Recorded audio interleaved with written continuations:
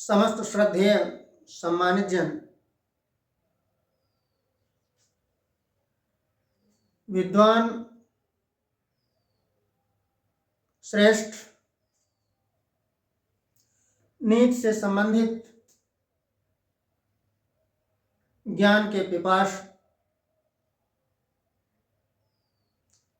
विद्यानुरागी, चरित्रवान प्रिय विद्यार्थियों, आप सबका टीचर्स क्लासवे यूट्यूब चैनल पर हार्दिक स्वागत करते हैं। आज मैं कुछ नीति से संबंधित श्लोक आप सबके समक्ष प्रस्तुत कर रहा हूं। ये नीति से संबंधित जो श्लोक हैं हमारे विद्वान नीतिज्ञों के द्वारा, नीतिकारों के द्वारा निर्मित किए गए हैं। इन श्लोकों में जीवन की सार्थकता भरी हुई है।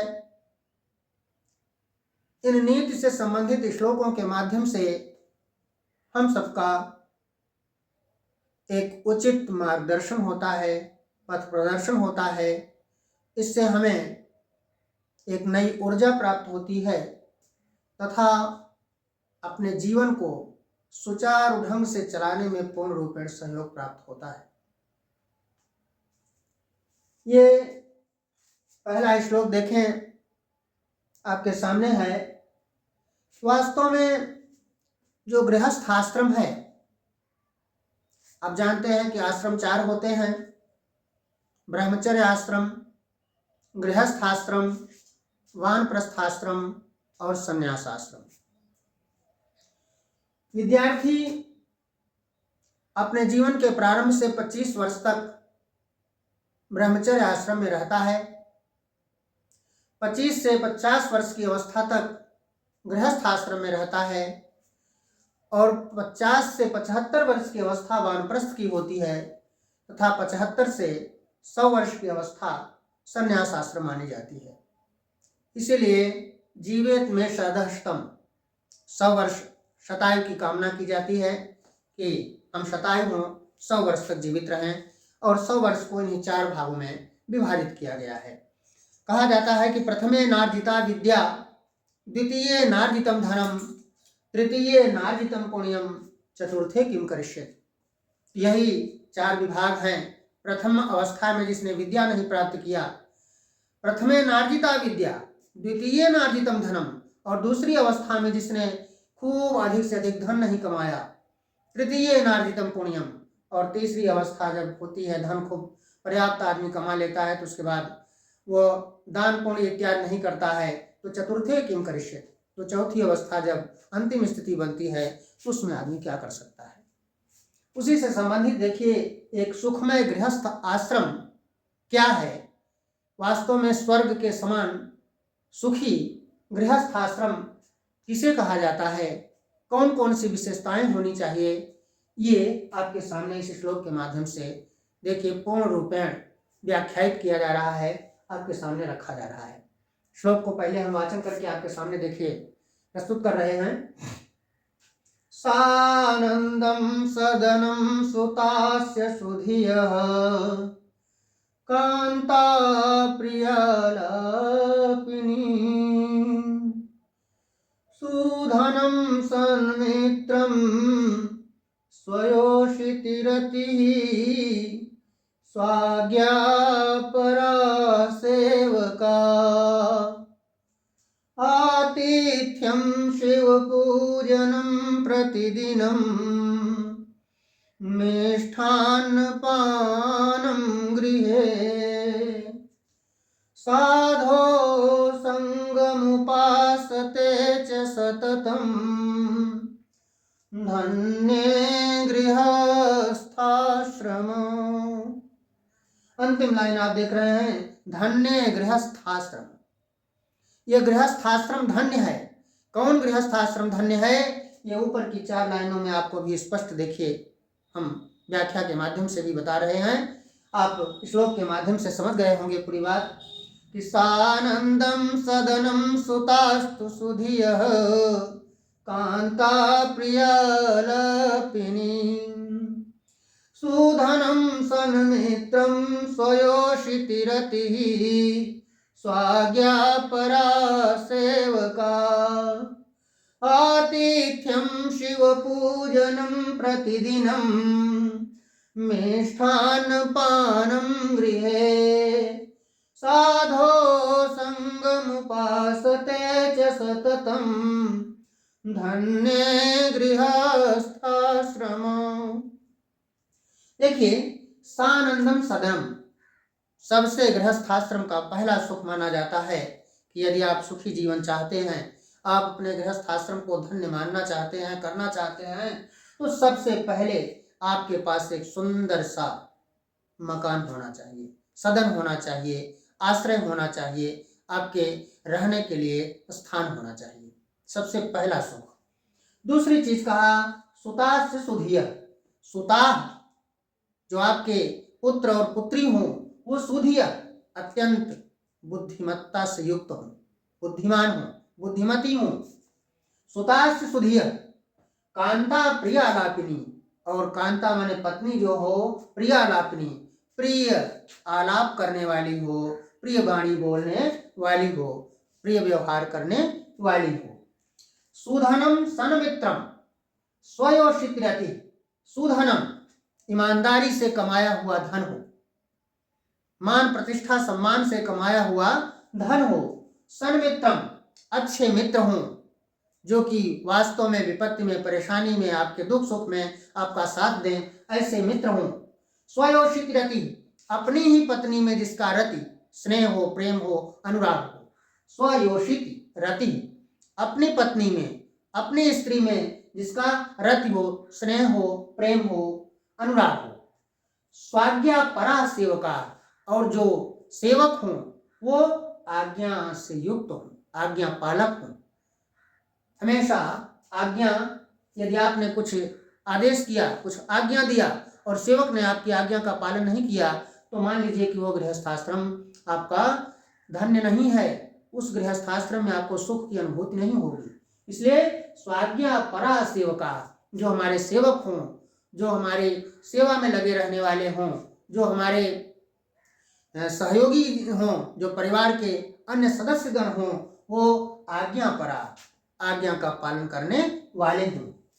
आतिथ्यम, अतिथि की सेवा हो, अतिथि की पूजा हो, क्योंकि अतिथि देवो भव, अतिथि पूजनीय होता है, सम्माननीय होता है। इसलिए हमेशा अतिथि की पूजा होनी चाहिए, अतिथि की सेवा होनी चाहिए, उसका सम्मान होना चाहिए। आतिथ्यम न विज्ञायते तिथि यस्य सः अतिथि, जिसकी तिथि नहीं पता होती है उसको अतिथि कहा जाता है। जो बता करके नहीं आता है, अब तो आजकल एक तरह स्थिति ऐसी बन गई है कि सब सतिथि हो गए हैं, क्योंकि तिथि बता करके, समय बता करके आदमी अब आने लगा है। लेकिन ये उस समय की स्थितियां हैं जबकि आतिथ्यम, अतिथि, कोई व्यवस्था नहीं थी इस तरह की, तो आदमी अपने घर से चलता था तो वो अचानक आपके परिवार में अपने सगे संबंधियों के पास पहुंच जाता था, तो उसे अतिथि के रूप में स्वीकार किया जाता था और उसकी देव के समान पूजा की जाती थी। आतिथ्यम शिव पूजनम, परमपिता परमेश्वर भगवान भोलेनाथ आशुतोष का प्रतिदिन जहाँ पर पूजन अर्चन होता हो।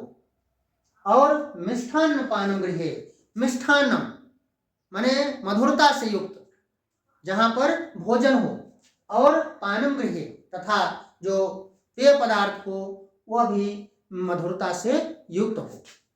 मिष्ठान्न पानम गृहे माने अत्यंत प्रसन्नता, अत्यंत खुशी के साथ, मधुरता के साथ जहाँ पर भोजन की प्राप्ति हो, और जहाँ पर पेय पदार्थ जो मिले, जल जो मिले, वह भी एकदम मिठाई से युक्त हो, मधुरता से युक्त हो, ऐसा गृह, घर में हमेशा। फिर कहा साधो संगम उपासते च सततम, साधो संग, जहाँ पर सज्जनों की संगति हमेशा प्राप्त होती रहे, साधो संग, सज्जनों की संगति प्राप्त हो हमेशा। उपासते च सततम, हमेशा उनकी उपासना की जाए, हमेशा उनकी पूजा की जाए, जहाँ पर ऐसे सज्जनों की, क्योंकि सज्जनों की संगति बड़े ही दुर्लभ स्थिति से प्राप्त होती है। बहुत ही सज्जनों की संगत यदि आपको मिल जाए तो मानिए कि यह बहुत बड़ा हमारा सौभाग्य होगा। तो साधो संगम उपासते च सततम, जहां पर हमेशा सज्जनों की संगति प्राप्त होती रहे, धन्य गृहस्थाश्रम, ऐसा हमारा गृहस्थाश्रम धन्य माना जाता है, वह अत्यंत पवित्र माना जाता है। ऐसा गृहस्थाश्रम हमेशा सुख को प्रदान करने वाला होता है। ये विशेषताएं हैं एक अच्छे गृहस्थ आश्रम की। यदि मनुष्य एक अच्छे आनंददायक गृहस्थ आश्रम में जीवन व्यतीत करता है तो उसे इतनी चीजें प्राप्त हो, निश्चित रूप से उसका गृहस्थ आश्रम स्वर्ग के समान मान लिया जाता है, माना जाता है। और ऐसा गृहस्थ आश्रम हमेशा बहुत ही बिरले लोगों को प्राप्त होता है। यदि ऐसी प्राप्ति हुई तो ये मान के चले कि परमपिता भोलेनाथ, परमपिता परमेश्वर की आप पर अपार भक्ति है। ये गृहस्थ आश्रम से संबंधित पहला नीति से संबंधित श्लोक आपके सामने हमने प्रस्तुत किया। अब देखिए, इसी कड़ी में हम आपको दूसरी ओर इसी से विपरीत स्थिति में ले चल रहे हैं कि वास्तव में मनुष्य के लिए असहनीय कष्ट क्या है, जिसको कि वह सहन नहीं कर पाता, जिसको झेलना उसके लिए बहुत ही दुष्कर होता है, कठिन होता है। ऐसी स्थिति कब बनती है, कैसे बनती है, इससे संबंधित श्लोक आपके सामने देखिए प्रस्तुत है। मैं गेय के माध्यम से, सस्वर वाणी के माध्यम से आपके सामने ये श्लोक भी रख रहा हूं। देखिए, कांता वियोग स्वजनोपमानो ऋणस्य शेषम को नृपस्य सेवा दरिद्र भावो विषमा सभा च विनाग्निमेते प्रदहन्ति कायम। देखिए, विना अग्निमेते प्रदहन्ति कायम, बिना आग के ही शरीर को जला देने की स्थिति वाले कौन दुखदाई दुख हैं, जिसको कि हम सहन नहीं कर पाते, जिसको कि हम किसी भी स्थिति में अपने हृदय में उसको धारण नहीं कर पाते, अपने हृदय में उसको समेट नहीं पाते, समाहित नहीं कर पाते। ऐसे दुख कौन से हैं, ये आपके सामने देखिए प्रस्तुत है। कहा, कांता वियोग स्वजनोपमानो ऋणस्य शेषम कुनृपस्य सेवा दरिद्र भावो विषमा सभा च विनाग्निमेते प्रदहन्ति कायम। कांता वियोग, पहला दुख यदि संसार में मनुष्य का जन्म हुआ है तो उसको पहला दुख अगर है तो कह रहे हैं कांता वियोग, पत्नी का वियोग। ये पत्नी वियोग ये दुख का सबसे असहनीय कष्ट माना जाता है, सबसे बहुत विशाल दुख इसको माना जाता है, जिसको कि अंदर ही अंदर आदमी न तो कह पाता है, न तो किसी के सामने प्रस्तुत कर पाता है। ये ऐसा दुख माना जाता है कांता वियोग, पत्नी वियोग। दूसरा कहा स्वजनापमानो, अपने लोगों के द्वारा, स्वजनों के द्वारा, अपने आत्मीय लोगों के द्वारा अपमान, अपमान, अनादर। आत्मीय लोगों के द्वारा जहां पर अपमान होता है तो वहां पर भी स्थिति बहुत ही दुस्तर होती है, कठिन होती है, बहुत ही असहनीय दुख होता है। कहा, ऋणस्य शेषम, ऋण का बाकी रहना, ऋण का शेष रहना, अर्थात गरीबी, निर्धनता ना, तो ऋणी व्यक्ति है तो यह भी सबसे दुखदाई दुख है। कुल नृपस्य सेवा, अगर दुष्ट राजा मिल गया और उसकी सेवा करना पड़ा, उसकी सेवा में हमको रहना पड़ा, उसके हमें उसके पूर्ण रूपेण देख रेख में हमको रहना पड़ा, तो यह भी सबसे बड़ा दुखदाई और कष्टदायी माना जाता है। को नृपस्य सेवा, दुसह दुराज प्रजान को क्यों न बढ़े दुख तन। दुष्ट राजा अगर मिल गया तो वहां पर प्रजा की स्थिति बहुत ही असहनीय होती है, बहुत ही कष्टदायी होती है, उसको सहन नहीं किया जा सकता है। को नृपस्य सेवा। फिर आगे लिख रहे हैं दरिद्र भावो, दरिद्रता का भाव, गरीबी का भाव, विषमा सभा च, और मूर्खों की सभा। दरिद्र भावो विषमा सभा च, दरिद्रता का भाव, दरिद्रता, गरीबी और विषमा सभा च, तथा एकदम मूर्खों की सभा। बिना अग्निमेते प्रदहन्ति कायम, ये बिना अग्नि के ही शरीर को जलाकर राख कर देते हैं, विनष्ट कर देते हैं। आदमी जिंदा रहते हुए भी मरे के समान हो जाता है। ये ऐसे कष्ट हैं जो आपके सामने रखे जा रहे हैं, कह रहे हैं। ऐसे विद्वान व्यक्ति के द्वारा कहे गए वचन हैं। ये जो नीति से संबंधित बातें आप देख रहे हैं, चाणक्य जैसा व्यक्ति जिसको कि धरती का सबसे बुद्धिमान व्यक्ति माना जाता है, ऐसे व्यक्ति के द्वारा ये सब शब्दों का प्रयोग किया गया है। इन श्लोकों को आपके सामने रखा गया है। देख रहे हैं कि कांता वियोग, पत्नी वियोग, स्वजनापमानो, अपने जनों के द्वारा, स्वजनों के द्वारा अपमानित होना, ऋणस्य शेषम, ऋण का शेष रहना, अर्थात ऋण चुकता न कर पाना, ऋणी जीवन व्यतीत करना, कुर्निपस्य सेवा, दुष्ट राजा की सेवा। फिर कहा दरिद्र भाव, दरिद्रता का भाव, विषमा सभा च, मूर्खों की सभा। ये बिना अग्नि के ही शरीर को जलाने में समर्थ होते हैं। इसी से मिलता जुलता, एकदम सेम, सिमिलर जिसको कह सकते हैं आप, श्लोक आपके सामने और रखा गया है। देखिए, ये श्लोक भी मैं आपके सामने प्रस्तुत कर रहा हूं।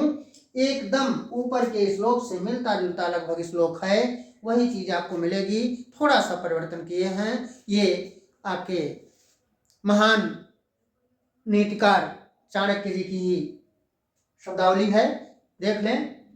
कुग्रामवास कुलहीन सेवा, कुभोजनम क्रोधमुखी च भार्या, पुत्रस्य मूर्खो विधवा च कन्या, बिना अग्निना षट प्रदहन्ति कायम। इसमें देखिए, वहां पर शब्द था बिना अग्निमेते प्रदहन्ति कायम, यहाँ पर शब्दावली आ गई बिना अग्निना षट प्रदहन्ति कायम।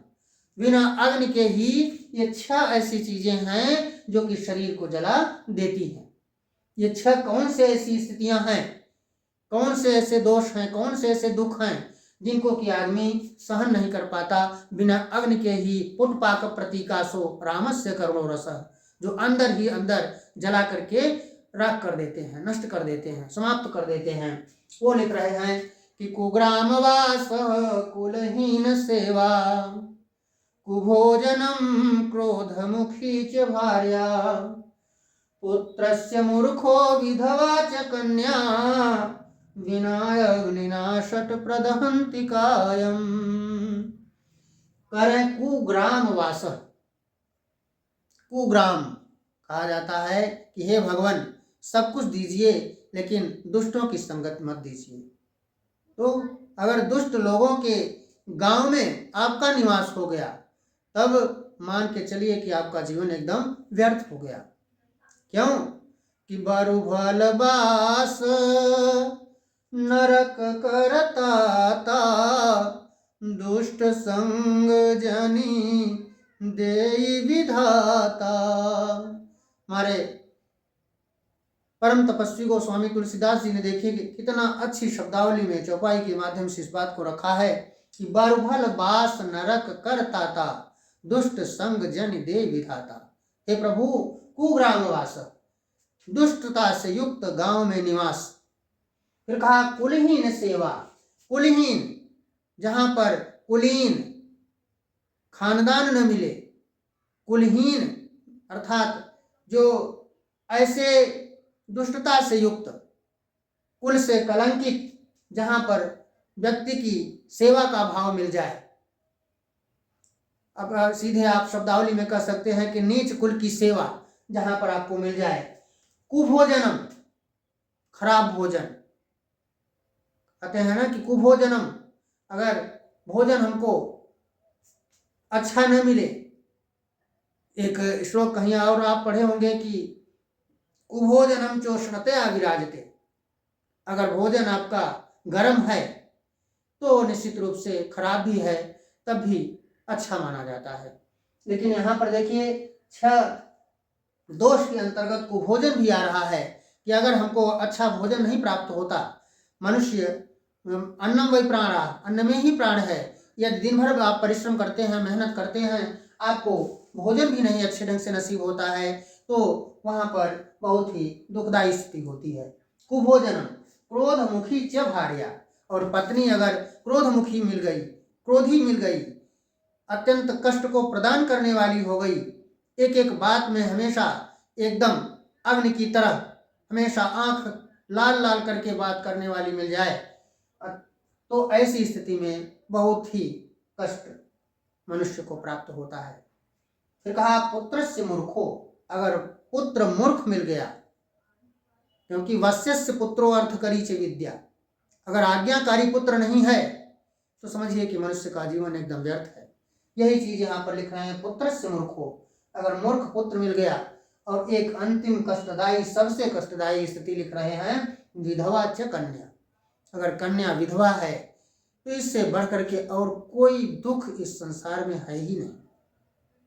कन्या अगर अपने युवावस्था में ही वैधव्य जीवन को व्यतीत कर रही है, प्राप्त कर ली है किसी तरीके से, चाहे वो किस दुर्भाग्य के कारण, किस अपने पूर्व जन्म के पाप के कारण ऐसी स्थिति प्राप्त हो गई है, तो बिना अग्नि में अग्निना षट प्रदहन्ति कायम, ये 6 ऐसे दोष हैं जो कि बिना अग्नि के ही शरीर को जलाकर नष्ट कर देते हैं।